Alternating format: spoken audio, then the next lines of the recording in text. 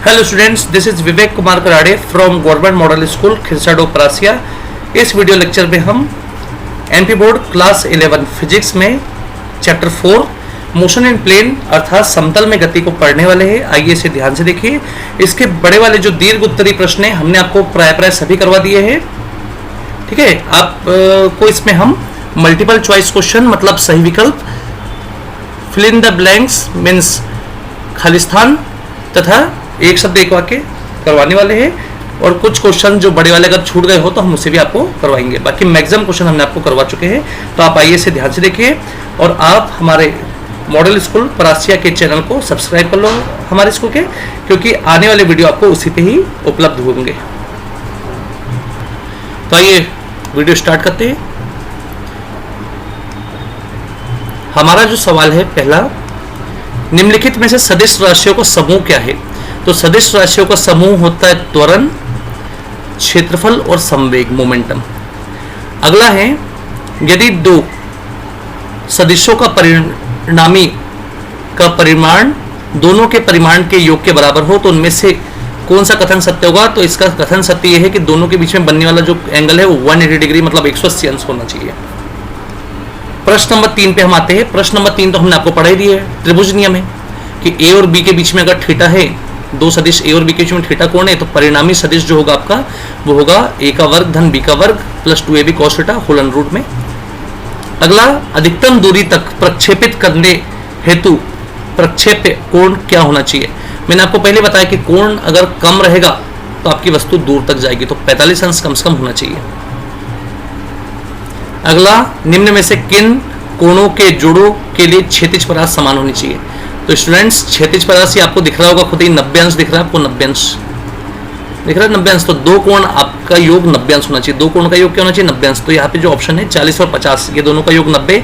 बाकी हर किसी का आप देख रहे होंगे ये वाला तो आपका 85 आ रहा है, ये वाला ये एक्यूट है मतलब न्यून कोण है। बाकी ऑप्ट्यूज, ये दोनों ऑप्ट्यूज निकल गए। ऑप्ट्यूज मतलब अधिक कोण, तो हमको समकोण बनाना है। प्रक्षेप्य गति के लिए समकोणिक घटक काम करते हैं। तो 50 और 40 90 अंश के कोण होने चाहिए।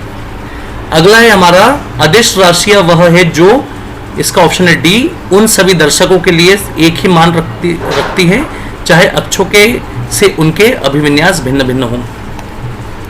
हमारा अगला है, घड़ी की सेकंड की सुई का कोणीय वेग क्या होगा? तो स्टूडेंट्स, कोणीय वेग जो होता है वो होता है 2π/t। तो स्टूडेंट्स 2π तो आप जानते हैं 2π रहेगा। और घड़ी की सेकंड की सुई जब एक बार 12 से घूम के 12 पे आएगी, 12 से घूम के 12 पे आएगी, तो वो स्टूडेंट्स 60 सेकंड कंप्लीट कर चुकी रहेगी। तो 2 एकम 2, 2 तिया 6, 30, तो π/30 रेडियन पर सेकंड आएगा इसका। निम्न में से कौन सी द्विविमी गति नहीं है? तो स्टूडेंट्स, मीनार से स्वतंत्रता पूर्वक गिरती हुई गेंद जो है वो द्विविमी गति में नहीं गिनी जाती। उड़ान के समय उच्चतम बिंदु पर किसी प्रक्षेप्य का त्वरण होगा g, क्योंकि ऊपर फेंको किसी चीज को या नीचे फेंको उस समय त्वरण गुरुत्वीय त्वरण हो जाता है।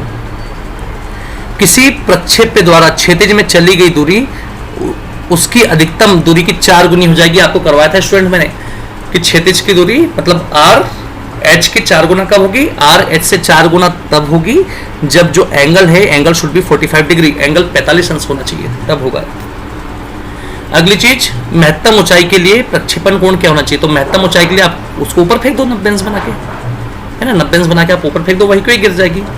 ऊंचाई की बात हो रही है ना यहाँ पे केवल, तो ऊंचाई के लिए तो आप 90 अंश से फेंको।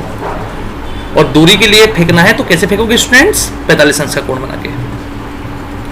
अगला है, एक समान वृत्तीय गति में वस्तु का वेग और त्वरण के मध्य कोण। तो स्टूडेंट्स, आपको पता होना चाहिए त्वरण और वेग के मध्य जो कोण होता है, acceleration and velocity both are perpendicular. Perpendicular मतलब दोनों लंबवत होती है, और लंबवत का मतलब होता है इनके बीच का जो कोण है वो 90 अंशी होने वाला है। और अगला है हमारा, अभिकेंद्री त्वरण सदैव होता है। तो स्टूडेंट्स, आपको बताए थे अभिकेंद्री और अपकेंद्री त्वरण। तो अभिकेंद्री त्वरण वो होता है जो बाहर से केंद्र की ओर लगता है, और अपकेंद्री त्वरण वो होता है जो केंद्र से बाहर की ओर लगता है। केंद्र से बाहर की ओर लग रहा है स्टूडेंट्स, तो एक केंद्र की ओर आएगा अभिकेंद्री त्वरण। अब हम आगे बढ़ते हैं। अगला है हमारा, रिक्त स्थान की पूर्ति कीजिए। तो रिक्त स्थान की पूर्ति पे आप ध्यान दीजिए। अधिकतम ऊंचाई प्राप्त करने के लिए पिंड को खालिस्तान दिशा में फेंकना चाहिए। तो स्टूडेंट्स, आपको पता है कि अगर आप अधिकतम ऊंचाई प्राप्त करना चाहते हो, अभी अपन ने थोड़ी देर पहले सही विकल्प में भी पढ़े कि अधिकतम ऊंचाई के लिए आपको पिंड को ऊपर की ओर फेंकना पड़ेगा। ओके, अगर आप अधिकतम ऊंचाई से फेंकना चाहते हो पिंड को, तो उसे आपको 90 अंश से ऊर्ध्वाधर फेंकना पड़ेगा। 90 अंश से ऊर्ध्वाधर, ऊर्ध्वाधर मतलब ग्राउंड के साथ 90 अंश से ऐसा ऊर्ध्वाधर फेंकोगे तब ये होगा। वृत्तीय मोड़ पर सड़क खालिस्तान की ओर ऊंची बनाई जाती है। तो स्टूडेंट्स यहाँ पे आएगा बाहरी किनारे, बाहरी किनारे की ओर ऊंची बनाई जाती है। अगला प्रक्षेपण कोण ए और 90 - ए के लिए प्रक्षेप्य का खालिस्तान समान होता है। तो स्टूडेंट्स यहाँ पे आएगा क्षैतिज परास। क्षैतिज परास बोले तो आर, चाहे आप 90 से फेंक लो चाहे 90 - ए से फेंक लो, आर का मान क्षैतिज परास हमेशा समान ही होगा। 90 - ए से फेंकोगे तो 90 - थीटा आपको पता है cos थीटा ही होता है। कोणीय वेग का मात्रक, कोणीय वेग होता है ओमेगा, ओमेगा बराबर होता है 2π/t। तो ओमेगा का मैंने आपको बताया था स्टूडेंट्स, इसका होता है रेडियन पर सेकंड, रेडियन बटे सेकंड। अगला है प्रक्षेप्य गति खालिस्तान नियत रहता है। प्रक्षेप्य गति में खालिस्तान नियत रहता है।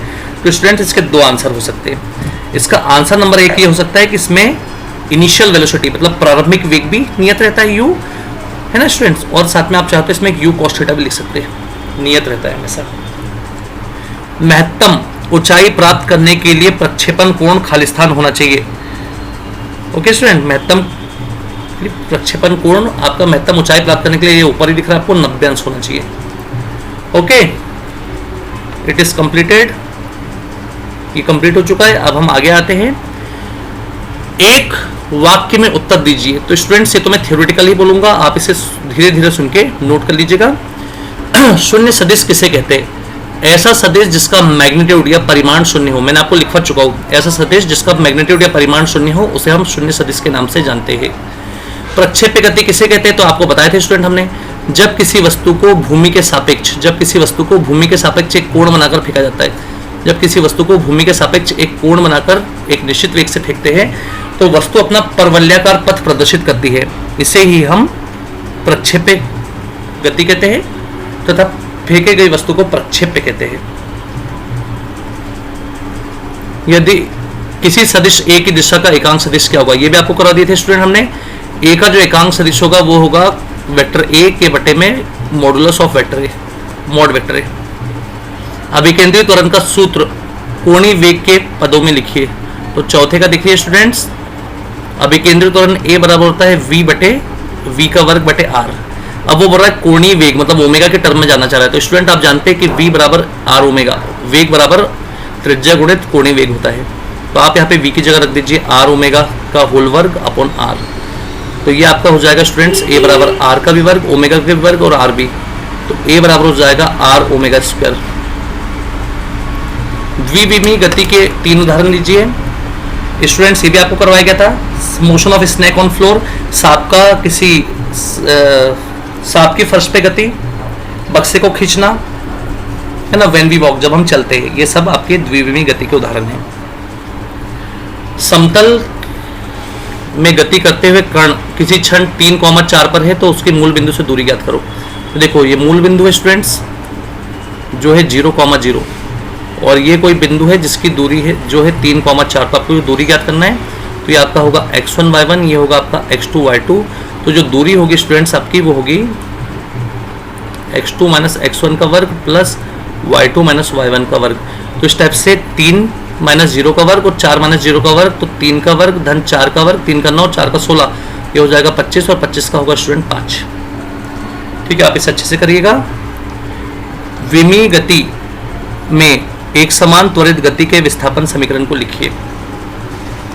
स्टूडेंट्स हमारा अगला सवाल, प्रक्षेप्य गति में किस बिंदु पर चाल अधिकतम तथा किस बिंदु पर चाल न्यूनतम होती है। तो स्टूडेंट्स आप देख पा रहे होंगे प्रक्षेप्य गति में यहाँ पे हमने वस्तु को यहाँ से फेंके और यहाँ पे वस्तु गिरी, तो यहाँ पे इन 2 बिंदु पर चाल अधिकतम होगी। चाल को v से बोलते हैं, v मैक्स, और v मैक्स लिख देता हूँ यहाँ पे मैं। और ऊपर जाके चाल जो होगी वो न्यूनतम हो जाती है स्टूडेंट्स, है ना। ऊपरी बिंदु पर अधिकतम ऊंचाई पर चाल न्यूनतम, और जहाँ से फेंका गया और जहाँ पे वस्तु गिरी, जिस स्थान से वस्तु को फेंका और जिस स्थान पे वस्तु गिर रही है वहाँ पर चाल अधिकतम और ऊंचाई पर जाके चाल न्यूनतम हो जाती है। ओके स्टूडेंट्स, ये आपको बनना चाहिए। हमारा अगला सवाल है, आप देख पा रहे होंगे, प्रक्षेप्य पथ में उच्चतम बिंदु पर वेग और त्वरण के बीच कितना कोण होता है? तो स्टूडेंट्स अब भी पढ़े, इस वेग और त्वरण के बीच में बोथ आर परपेंडिकुलर, मतलब दोनों के बीच में जो कोण होगा वो 90 अंश का होगा। ओके, आगे बढ़ते हैं हम।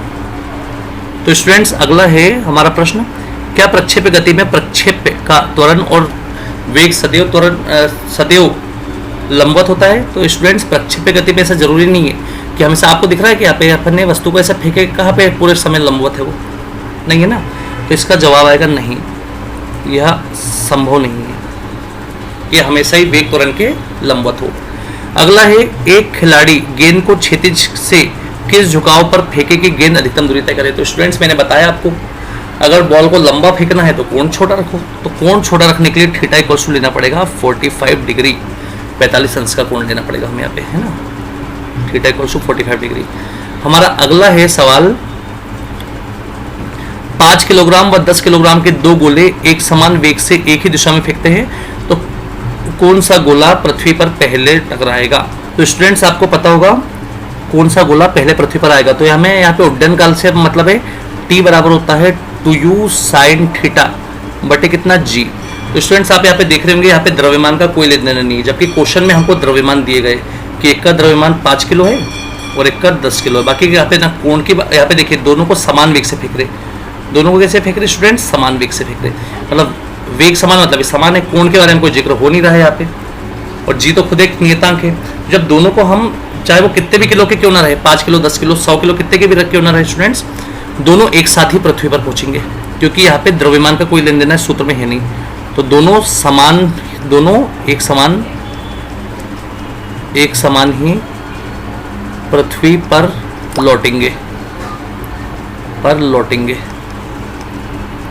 ओके स्टूडेंट्स, आप इसे ध्यान से देखिएगा।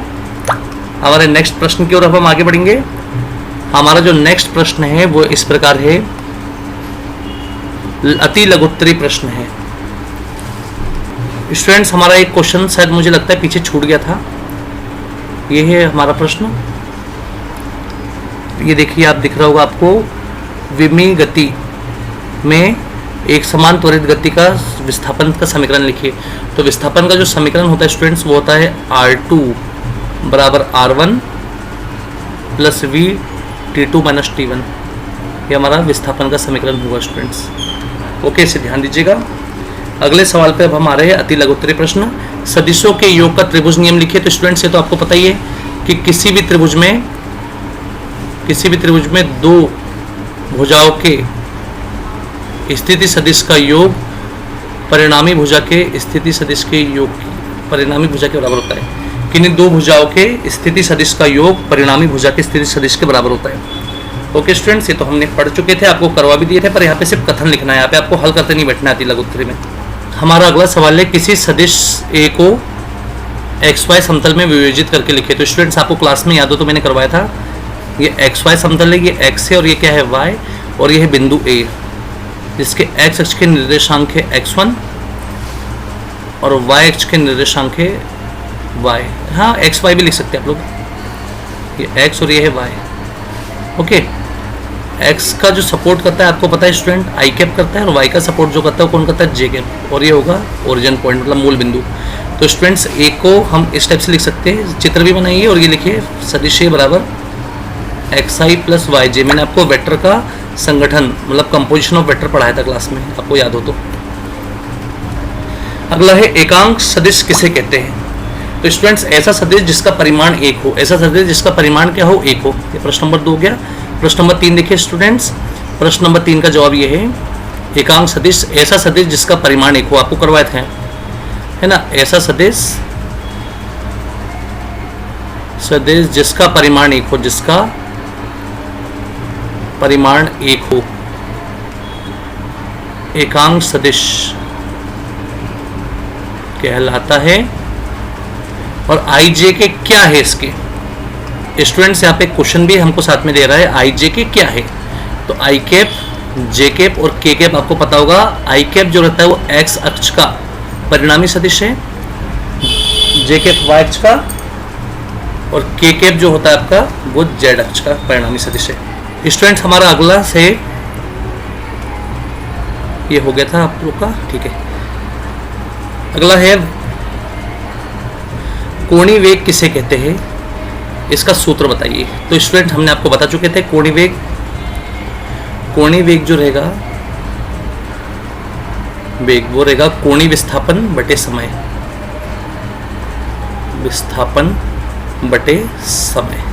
तो कोणीय विस्थापन में परिवर्तन की दर, एक बटे समय को क्या बोलते हैं हम, परिवर्तन की दर। तो कोणीय विस्थापन में परिवर्तन की दर को हम कोणीय वेग कहते हैं। इसका सूत्र बस लिखने के लिए बोल रहा था, तो इसका सूत्र होगा 2 बटे टी।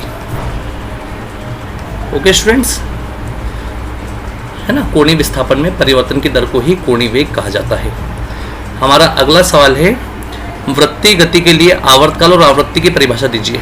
तो आवर्तकाल आप जानते हैं, जब कोई वस्तु, मैंने आपको लिखवाया क्लास में, जब कोई वस्तु r त्रिज्या के वृत्ताकार मार्ग में एक चक्कर पूर्ण करता है, जब कोई वस्तु r त्रिज्या के वृत्ताकार मार्ग में एक चक्कर पूर्ण करता है तो उसके द्वारा लिया गया समय आवर्तकाल कहलाता है। उसके द्वारा लिया गया समय आवर्तकाल कहलाता है। एक बार और सुन लीजिए, जब कोई वस्तु वृत्ताकार मार्ग में एक चक्कर तय करने में जो समय लेता है उसी को हम उसका आवर्तकाल कहते हैं। और रही बात आवृत्ति की, तो 1 सेकंड में वृत्ताकार मार्ग में वस्तु या पिंड द्वारा लगाए गए चक्करों की संख्या। ठीक है, वस्तु या पिंड 1 सेकंड में जितने वृत्ताकार मार्ग में जितने चक्कर लगाता है उसको हम कहते हैं आवृत्ति। और रही बात इसके सूत्र की, तो इसका सूत्र इस प्रकार होता है, आवृत्ति बराबर 1 बटे आवर्तकाल। तो आवृत्ति की एक परिभाषा ये भी हो सकती है कि आवर्तकाल के व्युत्क्रम को हम आवृत्ति कहते हैं। ओके, तो आप इसे ध्यान दीजिएगा। हमारा अगला सवाल है, इस प्रकार है, अगला क्वेश्चन छठवां, अक्ष एक्स वाई जेड के अनुदिश एकांक सदिश लिखिए। एक्स वाई और जेड अक्ष के समांतर के अनुदिश एकांक सदिश क्या क्या है।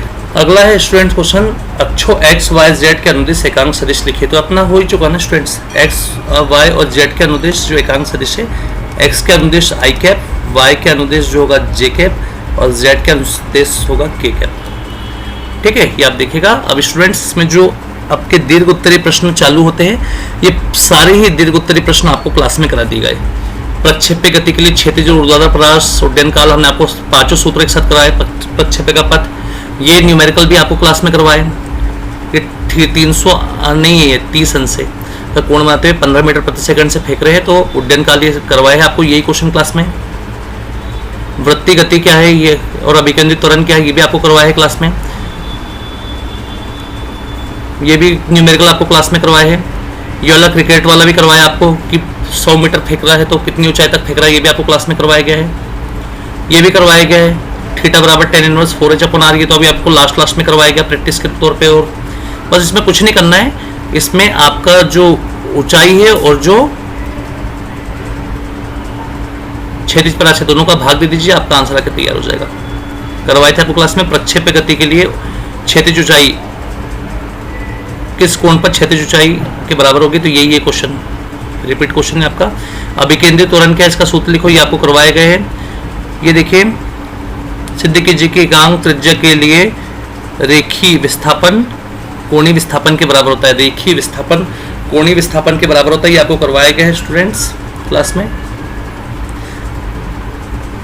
रेखीय वेग कोणीय वेग के बराबर होता है, v बराबर r ओमेगा, ये भी आपको करवाए गए हैं। ये पूरे ही क्वेश्चन स्टूडेंट्स प्राय आपको सभी करवाए गए हैं, आप इसे ध्यान से देखिएगा और आपको कोई डाउट हो तो आप बिल्कुल पूछिए। बाकी पूरे क्वेश्चन क्लास में आपको करवाए गए, बस क्लास के समय सही विकल्प, खाली स्थान, एक शब्द एक वाक्य नहीं करवाए गए थे। ठीक है, वो तो खैर एक्स्ट्रा आते ही है क्वेश्चन, तो आप इसे ध्यान से देखिएगा और इसे करिए। अब आपको नेक्स्ट चैप्टर जो बचा है आपका लॉ ऑफ मोशन, गति के नियम, उसका वीडियो भेजना है, और कार्य शक्ति ऊर्जा का, ये दोनों ही चैप्टर में बड़े बड़े क्वेश्चन हमने सब करवा दिए। बस हम आपको इसके छोटे वाले जो ऑप्शनल क्वेश्चन है वो भेजने वाले हैं। आप स्कूल का मॉडल स्कूल परास्या का जो यूट्यूब चैनल है उसको सब्सक्राइब कर लीजिए, क्योंकि आप सब्सक्राइब कर लीजिए, आपको नोटिफिकेशन उस पर आते रहेंगे। और साथ ही साथ सब्सक्राइब करेंगे तभी आपको कुछ हिडन चीज़ें भी उसमें दिखेगी, है ना, कुछ हिडन वीडियोस भी आपको उसमें देखने के लिए मिलेंगे। कभी कभी क्या होता है कि जो सब्सक्राइब नहीं करते उनको पता ही नहीं चलता कि ये नया वीडियो आया है ना, तो आप उसको नई वीडियो को देखने के लिए आप सब्सक्राइब कर लीजिए चैनल को, अपने ही स्कूल का चैनल है ये। ओके, ठीक है, मिलते हैं नेक्स्ट वीडियो में।